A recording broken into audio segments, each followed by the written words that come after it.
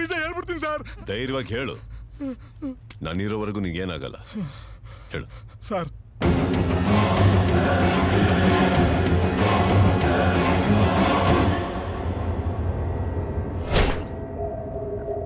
ಅಂದ್ರೆ ಇಷ್ಟಕ್ಕೆಲ್ಲ ಕಾರಣ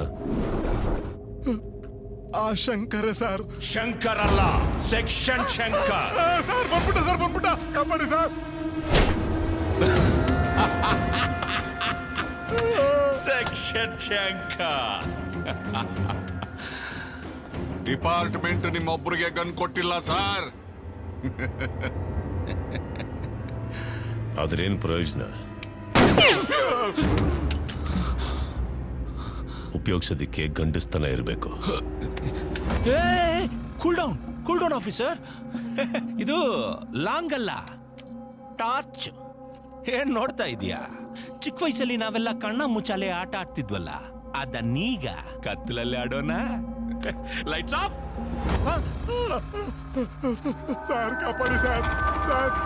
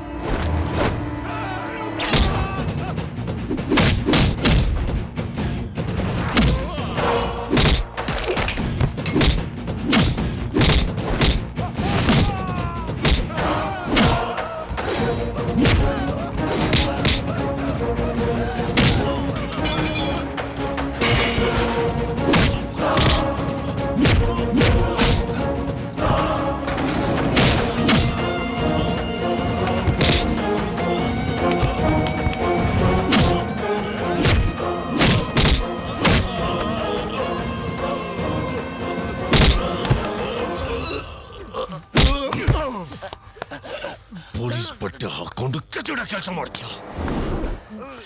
ಈ ಜೀವ ಇರೋವರೆಗೂ ಈ ಭರತನಾಯಕ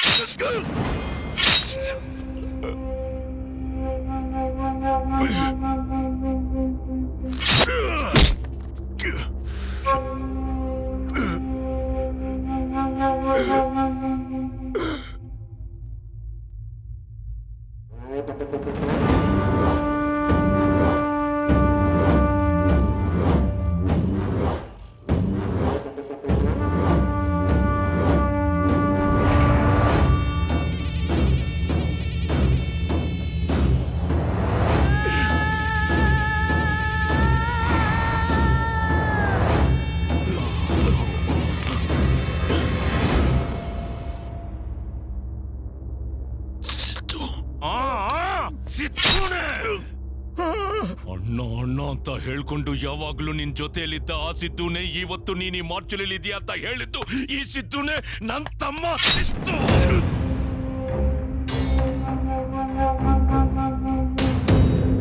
ಎಸಿಬಿ ನಿಜವಾಗ್ಲೂ ನೀನು ಸಿಂಹನೇ.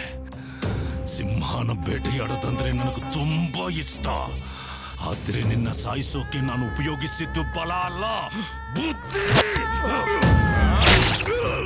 ಬ್ಯಾಂಕ್ ಚೇರ್ಮನ್ ಹಾರ್ಟ್ ಅಟ್ಯಾಕ್ ಆಗಿರೋ ರೀತಿಲಿ ಮರ್ಡರ್ ಮಾಡಿತ್ತು ಬೇರೆ ಯಾರು ಅಲ್ಲ, ಈ ಸಿದ್ದುನೇ.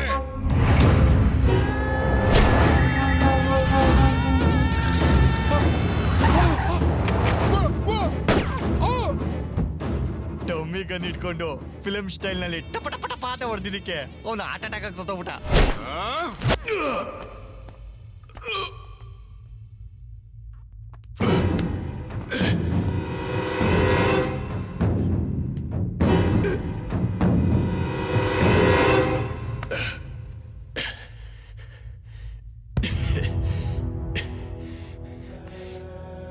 ಈಗಲೂ ನಾನು ಮನ್ಸು ಮಾಡಿದ್ರೆ ನಿಮ್ಮೆಲ್ಲರನ್ನು ಸಾಯಿಸಿ ನಾನು ಸಾಯೋದು. ಆದ್ರೆ ಮನ್ಸು ಮಾಡೋ ಮನ್ಸನ್ನೇ ಅಣ್ಣ ಅಂತ ಒಂದು ಪದ ಉಪಯೋಗಿಸಿ ಕೊಂದುಬಿಟ್ಟಿಯಲ್ಲೋ.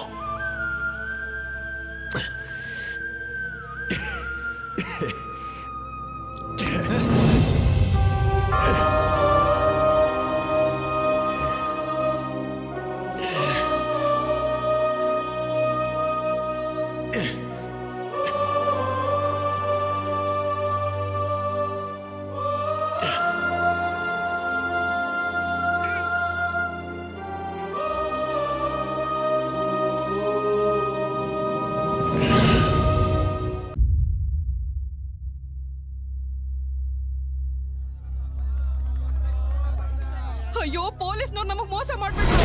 ಹೌದು, ಕರ್ಕೊಂಡೋಗಿ ಕೊಂದಾಕಿದ್ದಾರೆ. ಅಯ್ಯೋ ನನ್ ಮಗಳ ಮದುವೆಗಂತ ದುಡ್ಡು ಇಟ್ಟಿದ್ದಪ್ಪ.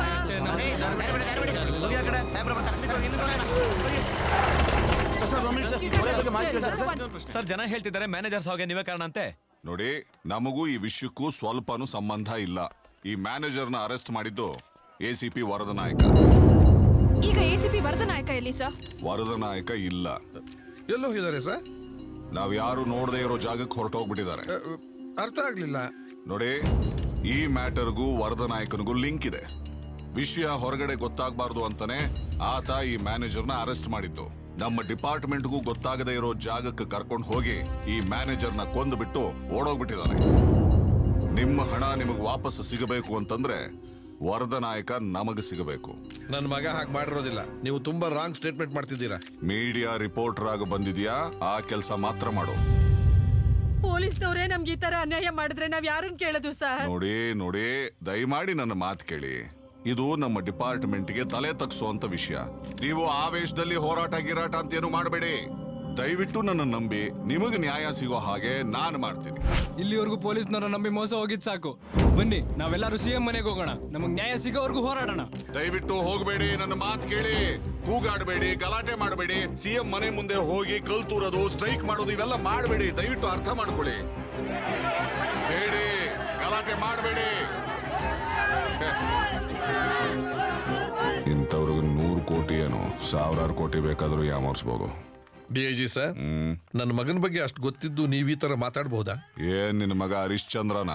ಎಸ್, ಹರಿಶ್ಚಂದ್ರ ಸುಳ್ಳು ಹೇಳೋದಿಲ್ಲ ಅನ್ನೋದು ಎಷ್ಟು ನಿಜಾನೋ ನನ್ನ ಮಗನು ಸುಳ್ಳು ಹೇಳೋದಿಲ್ಲ ಅನ್ನೋದು ಅಷ್ಟೇ ನಿಜ. ಹಲೋ, ಜನ ನಿಜ ನಂಬಲ್ಲ.